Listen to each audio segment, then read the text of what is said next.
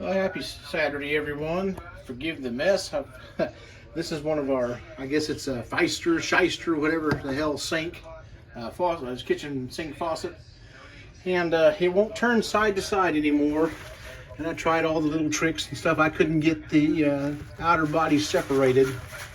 So we bought a new mowing. And I like the way it's designed, because all this one piece, you can't turn it.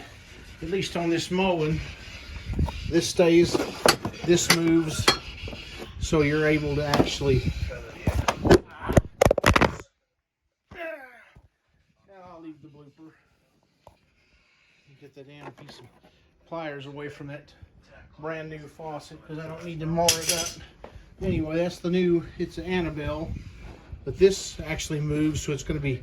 I think they probably address the issues of what am I trying to say here? The issues of it getting seized up.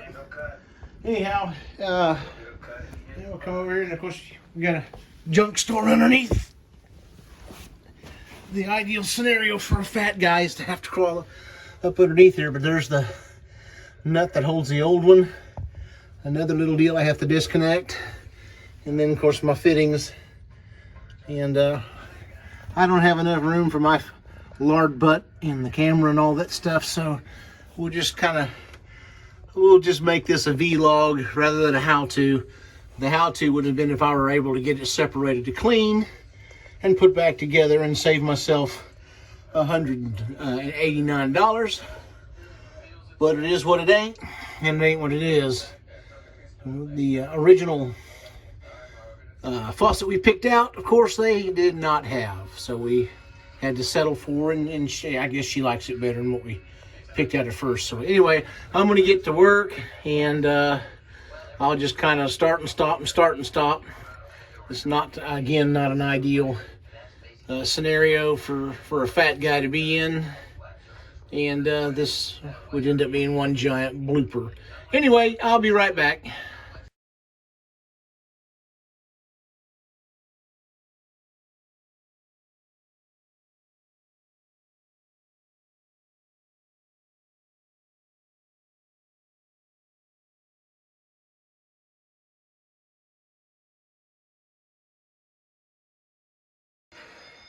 Alright, the old faucet has been removed. I had to get my side cutters out and cut them lines and stuff so I could get the tool up in there to get the nut loose.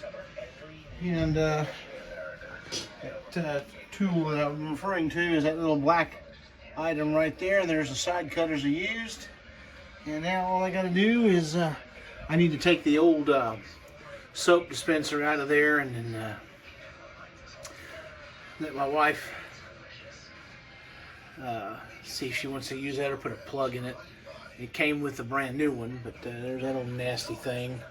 Alright, it's time to start putting things back together, and hopefully this will be it. Just embrace the suck.